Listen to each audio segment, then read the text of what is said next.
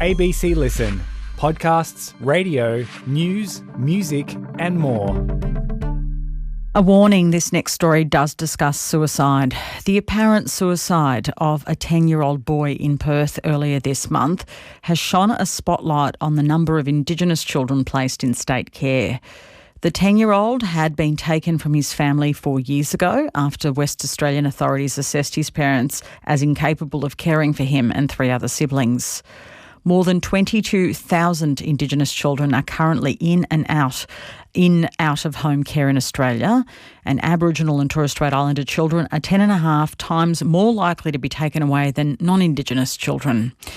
Gerry Georgatos is a suicide prevention advocate who is working with this family of the 10-year-old. He joined me a short time ago. Welcome. Thanks, Patricia. Even if it's on a sad note. Yeah, you've been liaising with this family. It's been a week since their story hit the national headlines. Have they received the support they need?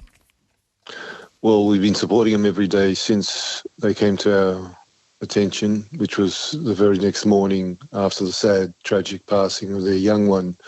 We've coordinated a lot of support for them. So the support, psychosocial, psychoeducative and therapeutic is there and is there in numbers. But they're devastated and the distress is indescribable. The West Australian government says it supports an expedited coronial inquest into the boy's death. What are your thoughts on the state's response? Is that good enough? That's not good enough. We need real-time inquiry. We need transparency. And this has been an ongoing problem where governments have been reluctant to do more than what little that they do in trying to make accountable the Department of Child Protection in Western Australia, known as the Department of Communities or Family Services in other jurisdictions. We can't wait for coronial inquests. They take something between 12 months to 3 years for coronial inquests to come about. There's a backlog and a long wait, and that's attrition, and it leads to reductionism in the end. And we miss the opportunity to make change.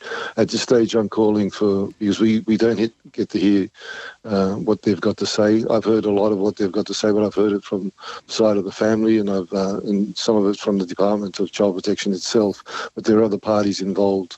I've worked with a lot of children in the care of the state over the years, in the hundreds actually, and I've seen the grim reality of negative circumstance in addition to the good work that they do for many others that are in their care, but there's far too many, a significant proportion that are left behind. And at this stage we're actually asking for laws to be relaxed for young ones in the care of the state to be able to speak publicly, for the media to cast its lens upon their stories, because the fact is they can't speak. Affected families and anyone working with individuals who are in the care of the state, in my case at this stage posthumously, in terms of the support that we're giving this family, but also in hearing the tragedy of events that I can't speak to because it's impermissible with the Community Services and Children's Act 204 in Western Australia, and there are parallels right throughout the country that make it prohibitive to speak about anything that could identify the child or the family and speak to many of their circumstances, even in the general sense.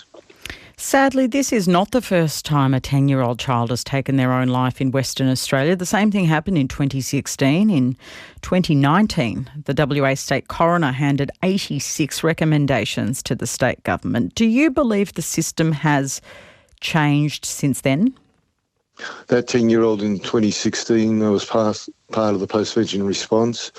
I was the person that was actually bringing it out to the fore as much as possible in the media, because we need to cast the lens of the media and shine the light to what actually brings about a young life at 10 years of age to the unmanageable tragedy of suicide. And the coroner's fact-finding mission and his findings and recommendations, most of them haven't gone anywhere. I've been part of far too many coronial inquests, 2 or 3 years down the track, where they don't have the brokerage, they don't have the power to actually enact or translate what they find as their findings into anything more than recommendations, the uptake of recommendations by governments, because we haven't seen the tsunami of untold stories and the enormity of the system's failures exposed to the nation. We've only had one child in the history of this nation, in the history of this nation in the last 100 years, actually tell their story in the media because of these prohibitive laws. And that was because of one child that I actually supported for years on end, where I went to their legal guardian, the Director General of Communities in Western Australia, to get permission on the basis of their trauma recovery and that this child wanted to tell their story. And on that exceptionalism, that one child got to tell her story in the public, in a news masthead, and that was actually significant because it began to show and expose to many readers and people in that masthead the enormity of the system's failures, the enormity of the failure of the state to provide adequate care for that child that they had removed. That child was removed at age 4 from, I won't refer to her name again, but that child was removed at age 4 from her family, her biological family, and was in the care of the state for 10 years. And in those 10 years had 14 suicide attempts, 76 placements, and many unendorsed carers who sexually predated. And that's a fail. How do you fail a child removed at 4 with very little emotional baggage and in the care of the state, and you cast her into 76 placements? So I've seen far too many of these stories of 30, 40, 50, 60, 70, 80 placements, multiple placements, and many of them not just in foster care or in familial type settings, but in group homes, in residential care, which isn't what they should be putting them in, because they don't get the adequate psychosocial, psychoeducative and psychological support. The nurture isn't there for them. They're poor in residence. One young one needs in their imperative form and content years just doesn't happen.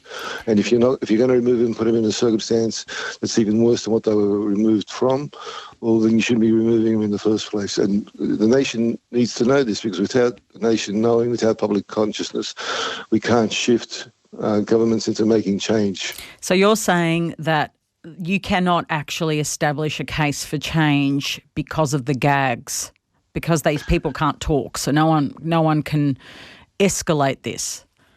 That's well put, much better than what I've put so far. Patricia, you're completely correct. It's gag orders, and the silences are unjustifiable. We've got to start reviewing these silences, and we've got to start calling out for basically let them speak. Let them speak from an appropriate age, of course, or we can support others to speak from younger ages, from 10, 12, 13, 14, in layered protective ways that should be equivalent to what would be in a normal familial or carer setting on outside of child protection. But just because they're in child protection and under the orders in order to be in their care, many of them till 18 years of age, and even after they are 18 years of age, they still can't speak to their out-of-home care experience. A major newspaper or masthead can't take out their story without permission, and that permission's only been granted once, as far as I know, in this country. That was the one time I secured it on behalf of a child, and that just shouldn't be the case. Gerry, thank you so much for joining us this morning. Okay, thank you, Patricia. Gerry Georgatos is a suicide prevention advocate in Western Australia.